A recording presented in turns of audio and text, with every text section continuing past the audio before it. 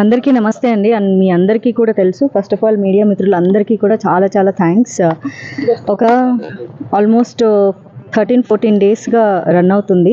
Sankranti holidays కారణంగా లేట్గా complaint చేయాల్సి వచ్చింది. లేదు అంటే చాలా అర్లియర్గానే కంప్లైంట్ సబ్మిట్ చేసేదాన్ని. జేసీ ప్రభాకర్ రెడ్డి గారు నా మీద చేసిన వ్యాఖ్యలకు నేను హర్ట్ అవ్వడమే కాదు, అండ్ మోర్ ఆఫ్ క్షమాపణ చెప్పేశాను కదా అయిపోయింది అంటే, సో ఒక సీనియర్ పాలిటీషియను ఏం ఎగ్జాంపుల్ ఇవ్వాలి అనుకుంటున్నారు? సో అమ్మాయిలని అబ్యూస్ చేసేసి బూత్ వర్డ్స్ అండ్ మళ్ళీ ఒక సారీ చెప్పేస్తే ఈరోజు నేను, రేపొద్దున ఇంకొకళ్ళు సో ఫర్దర్ జనరేషన్స్కి ఆడపిల్లలు పాలిటిక్స్లోకి వచ్చినా, ఇంకో ఫీల్డ్లోకి వచ్చినా, సో సీనియర్ పాలిటీషియన్స్ ఎలాంటి పదాలతోనైనా అబ్యూస్ చేయొచ్చు. సో ప్రజలని సక్రమ మార్గంలో పరిపాలించాల్సిన నాయకులే ఇలాంటి బూతు మాటలు మాట్లాడేసేసి మాకు సరదా వచ్చేసింది, వయసుతో వచ్చింది, లేకపోతే ఆవేశంలో వచ్చింది అంటే వాళ్ళ ఫాలోవర్స్ కూడా ఎస్ దిస్ ఈజ్ రైట్, తప్పేముంది అని కూడా అంటున్నారు. సో ఇదే వాళ్ళ ప్రజలందరికీ నేర్పిస్తున్నారు. రేపొద్దున ఇంకొకరు కూడా అంటారు. సో అది నేను దాన్ని ఖచ్చితంగా ఖండించాలి అండ్ నా కోసం నేను ఫైట్ చేసుకోవాలి. అప్పుడే నేను అమ్మాయిల గురించి మాట్లాడే హక్కు నాకు ఉంటుంది. అండ్ నా మీద జరిగిన అబ్యూస్కి నేను నోరు మూసుకొని అయ్యో వాళ్ళు పెద్దోళ్ళు, వాళ్ళ గురించి మీడియా మిత్రులు అందరూ నాకు చాలామంది ఫోన్లు చేసి they are like very dangerous people, జాగ్రత్తగా ఉండు, వాళ్ళకి చాలా క్రిమినల్ బ్యాక్గ్రౌండ్ ఉంది, వాళ్ళ మీద చాలా క్రిమినల్ కేసులు కూడా ఉన్నాయి, సో నేను ఏమైనా అటాక్ చేయొచ్చు, ఇలాంటివన్నీ చెప్పినా కూడా జాగ్రత్తలు చెప్పారు.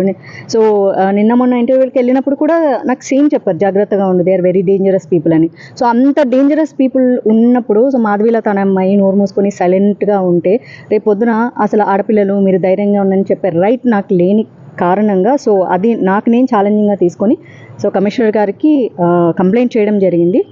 అండ్ ఏదైతే అబ్యూస్ చేశారో అండ్ వాళ్ళ బ్యాక్గ్రౌండ్ ఎలా థ్రెటన్ చేస్తున్నారు అండ్ అందరూ ఏమంటున్నారు అండ్ వాళ్ళ ఫాలోవర్స్ సో నాకు సోషల్ మీడియాలో ఎలాంటి థ్రెటన్స్ ఇస్తున్నారు అనే దాన్ని మెన్షన్ చేయడం జరిగింది. అండ్ సిన్స్ 15 days నాకు ప్రాపర్గా స్లీప్ కూడా లేదు, ఎందుకంటే అదొక ట్రోమా అయింది. నా కోసం నేను ఫైట్ చేసుకోకపోతే ఎలా అని.